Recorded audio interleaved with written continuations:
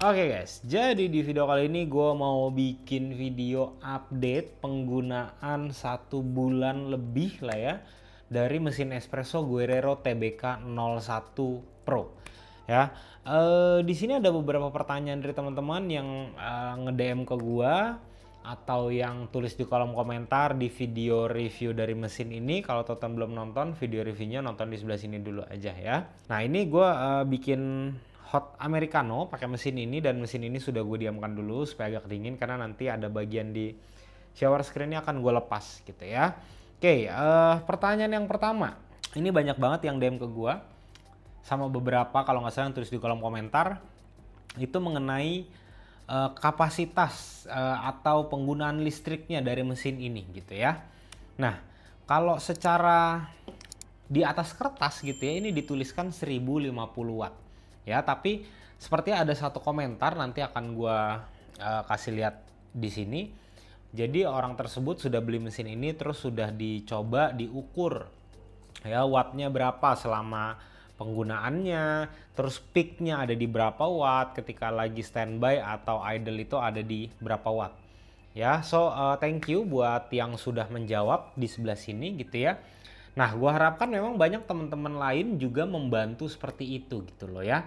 Setelah teman-teman nonton, wah udah dapat infonya, terus mungkin teman-teman punya tips, trik atau apapun itu boleh di-sharing di kolom komentar biar kita saling belajar juga nih ya. Terus yang kedua, ini mengenai settingan volumetric ya. Ini banyak banget yang tanya ke gua gitu ya. Bang, settingan volumetric yang paling cocok buat single dan double-nya itu berapa? Nah, jadi gini teman-teman ya.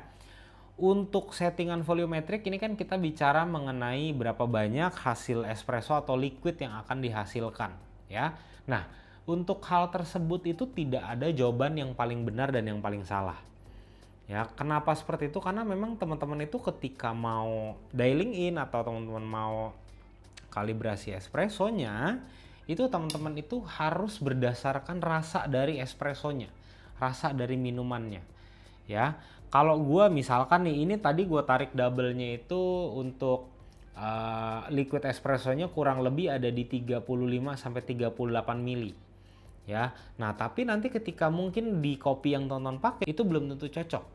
Ya, karena balik lagi setiap kopi itu pasti akan punya karakter masing-masing. Yang pertama, terus dari roast levelnya juga beda. Mungkin teman-teman di sini pakai airnya dengan gue juga berbeda, ya segala macem. Terus untuk alat pendukung buat espressonya juga beda-beda. Menurut gue itu tidak bisa disamakan. Ya, jadi menurut gue di sini teman-teman itu ya kalau misalkan pengen pakai satu kopi yang sama tidak ganti-ganti, jadi saran dari gue adalah teman-teman pakai fitur yang manual dulu ya. Tapi teman-teman itu juga harus timbang tuh liquid espressonya berapa, terus berapa detik.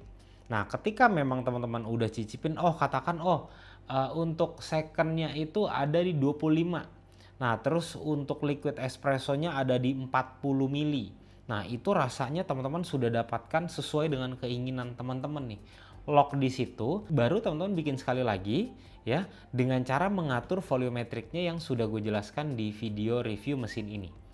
Nah, ketika sudah seperti itu seharusnya selama teman-teman tidak ganti variabel grind size, yield, dose gitu ya, itu teman-teman akan dapetin rasa espresso yang konsisten. Tapi teman-teman nggak bisa berharap tuh kayak oke, ini kalau udah segini udah pasti enak terus, sama terus, enggak. Karena baik lagi kopi itu setiap hari mengalami perubahan. Nah, jadi teman-teman ketika mau dialing in di hari-hari berikutnya gitu ya, ini teman-teman juga pasti harus ada sedikit perubahan lah, dan menurut gue itu hal yang wajar gitu ya. Nah, terus poin yang berikutnya ini mengenai cleaning ya, atau teman-teman di sini ada yang tanya, bang ini bisa nggak di backflush ya. Nah, mesin ini belum bisa di backflush teman-teman. Nah, kalau teman-teman perhatikan, nah pasti teman-teman itu melihat bagian ini teman-teman ya, nih kan di bagian si drip tray-nya ada lubang kan. Nah, ini bukan lubang untuk backflush teman-teman ya. Jadi ini hanya lubang untuk keluarin sisa-sisa air tekanan ya dari termoblok yang ada di mesin ini. Jadi mesin ini belum bisa untuk backflush. Oke. Nah, sekarang kita masuk ke descaling atau teman-teman di sini mau maintenance ya. Yang pertama sudah pasti teman-teman ya harus lepaskan ini nih ya, portafilternya dengan coffee basketnya, lepasin karena ini kotor banget teman-teman ya. Kemarin gue mungkin udah bikin sekitar 20 kalian gitu ya, 20 kali dalam jangka waktu 1 bulan, dan ini gue setiap hari, setiap habis gue pakai gue cuci tapi tidak gue lepas ya, itu kondisinya kotor banget teman-teman ya. Jadi di sini nih ya, di bagian dalam sini nih kelihatan nih kayak banyak minyak terus di bagian coffee basketnya juga lubang-lubang itu ada beberapa yang tersumbat. Oke.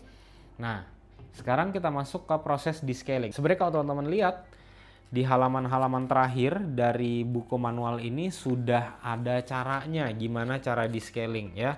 Nah, terus gue ingatkan satu kali lagi teman-teman ya. User manual ini di belakangnya ini di halaman paling belakang ini ada kartu garansi. Jadi jangan sampai dibuang. Oke. Nah, di sini, nah nih ya, di sini sudah ada tulisannya nih, ya tips-tipsnya atau caranya untuk teman-teman descale seperti apa ya. Nah di sini gue pakai bahan yang paling murah aja, gue sarankan teman-teman itu adalah citric acid, cari aja yang food grade, oke.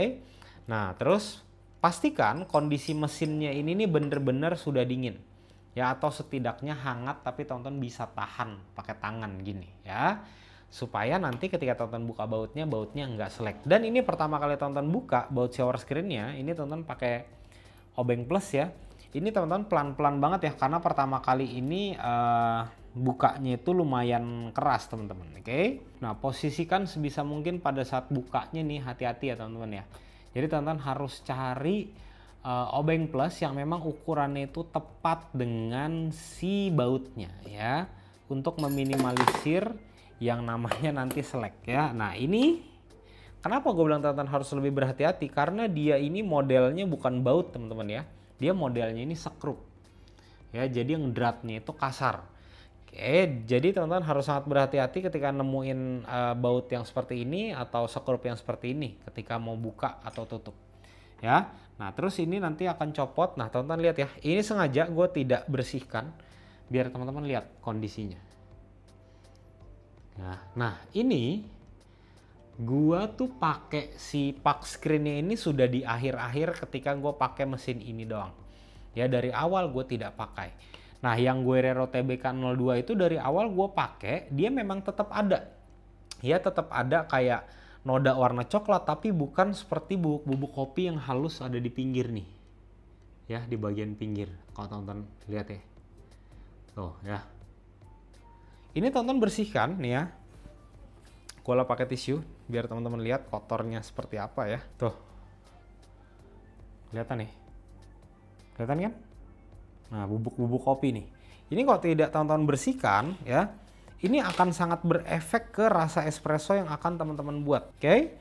Nah lalu bagian sini teman-teman bilas aja atau cuci pakai sabun ya, terus pastikan lubang-lubangnya ini tidak ada yang tersumbat ya. Setelah itu teman-teman bilas lagi aja bersih. Terus yang teman-teman nggak boleh lupakan lagi adalah nih ya, nih teman-teman lihat ya, tisu gue bersih kan, ini gue lap nih bagian bawahnya nih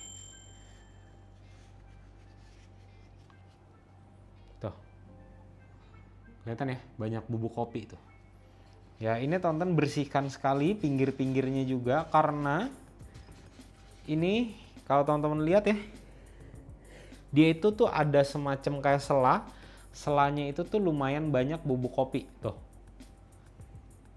ya.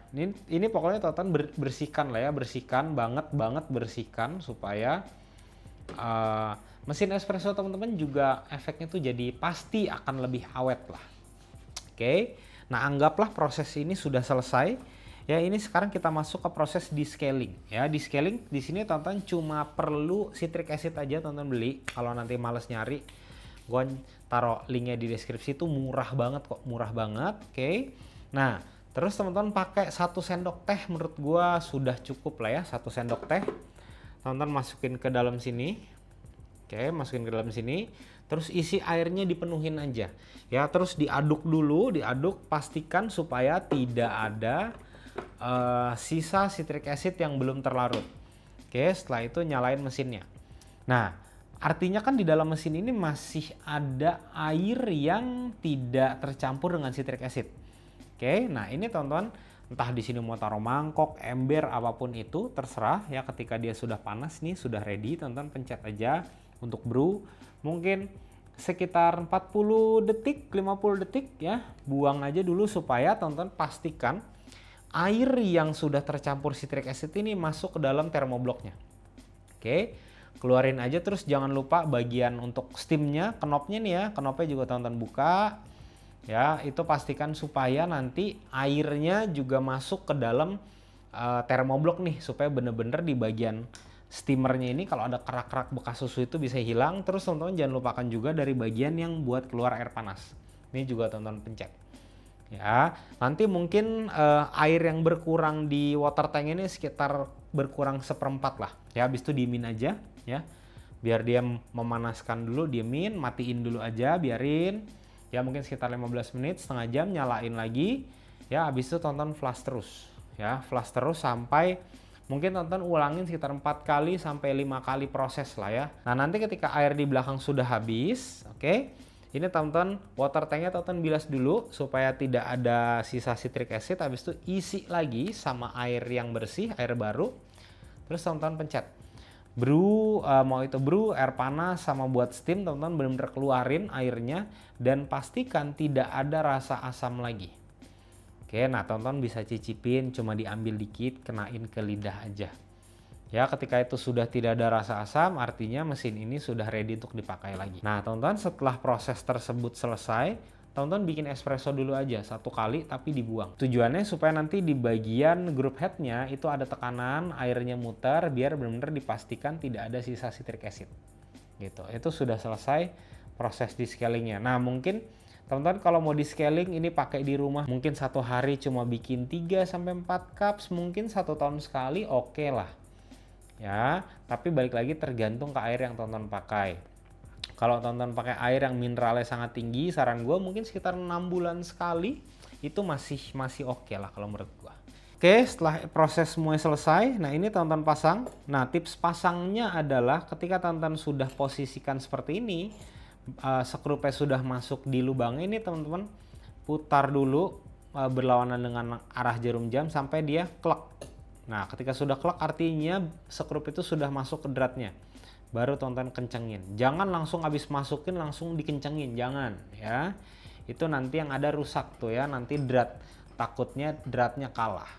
Nah terus ini kencenginnya teman-teman gak usah sampai bener-bener kencengin mati banget ya, nggak usah, cukup seperti ini udah cukup. Oke, nah terus yang berikutnya ini mengenai katanya pada saat mesin ini diterima gitu ya, mesin ini tidak mengeluarkan air teman-teman ya. Nah ini gue sangat yakin sekali karena karena permasalahan ini sudah terjadi dari video review Guerrero TBK 01 ya. Permasalahannya itu adalah ketika teman-teman beli mesin ini isi air ya, teman-teman itu tidak mencabut karet merah. Gue yakin banget karet merah ini ya yang nutupin si jalur air masuk ke dalam mesin ini, gue yakin teman-teman tidak cabut. Maka dari itu please teman-teman ya please banget, ini udah dikasih tuh buat dibaca ya. Apa bilang bahasa Inggris bang, kagak ngerti, pakai Google Translate, pakai kamera ya. Jadi jangan langsung tulis caps lock gede-gede gitu bilang ini rusak, jangan ya, diperhatikan dulu. Karena ini banyak banget kejadian yang seperti ini nih, cuma perkara beginian doang ya, nggak dicabut, dinyalain, dipencet tombol brew, ditungguin meledak mesinnya. Habis itu nyalahin siapa? Nyalahin produsen. Kebiasaan nih, kebiasaan. Baca dulu gitu loh ya. Nah terus ini yang paling penting juga ya. Sekarang kita masuk ke bagian steam ya, ke bagian steam susu. Nah buat teman-teman yang baru belajar bikin latte art, yang baru belajar steam, saran dari gua jangan pakai yang lubang 3 ya. Kan teman-teman dapat 2 nih ya, yang steam tipnya ada yang lubang 3, ada yang lubang 1. Pakai yang lubang 1 aja ya, karena di situ teman-teman pasti akan lebih mudah untuk dapetin putaran susu yang sangat bagus. Nanti kalau misalkan ketika pakai satu lubang ini teman-teman sudah bisa lancar ya, selalu berhasil, baru teman-teman coba ke lubang yang 3. Nah, ketika teman-teman pakai lubang steam tip yang 3 ini, teman-teman pasti akan butuh penyesuaian lagi. Gua aja kemarin pas pertama kali bikin gitu ya, untungnya berhasil tuh ya yang di video. Nah, tapi setelah itu gua bikin yang ketiga sama keempat itu gagal. Foamnya ketipisan, sama bubblingnya tuh masih bener-bener gede-gede banget. Jadi kalau misalkan gagal itu wajar kok, wajar. Nah, untuk posisi steamnya seperti apa, ya teman-teman bisa nonton video gue yang sebelah sini. Ya walaupun itu gue praktekinnya pakai Guerrero TBK01, tapi prinsipnya sama dan posisinya sama. Teman-teman ikutin aja. Ya bahkan ini akan lebih gampang, kenapa? Karena power steamnya dari TBK01 dengan TBK01 Pro lebih kenceng ini. Jadi gue yakin teman-teman akan lebih gampang lah untuk dapetin microfoam yang bagus gitu ya. Nah, kayaknya video update-nya sampai di situ aja ya. Mungkin kalau teman-teman masih ada pertanyaan, silahkan teman-teman tulis di kolom komentar aja. Nah, buat teman-teman yang kirim DM ke gua, entah kenapa nih ya, beberapa kali DM gua itu nggak bisa dibuka gitu. Maksudnya nggak bisa dibuka adalah kelihatan itu ada beberapa orang yang request, tapi pas gue cek tuh nggak ada gitu ya. Jadi mungkin teman-teman bisa beberapa kali coba DM gua aja. Kalau misalnya teman-teman udah DM 1 minggu gua nggak balas, teman-teman DM lagi aja ya. Oke teman-teman, kalau misalnya nanti teman-teman mau beli alat-alat rekomendasi dari gua ya, atau yang ada di video ini, langsung cek link di deskripsi aja ya, itu akan gue cantumkan. Oke teman-teman, sampai ketemu di video selanjutnya. Thank you.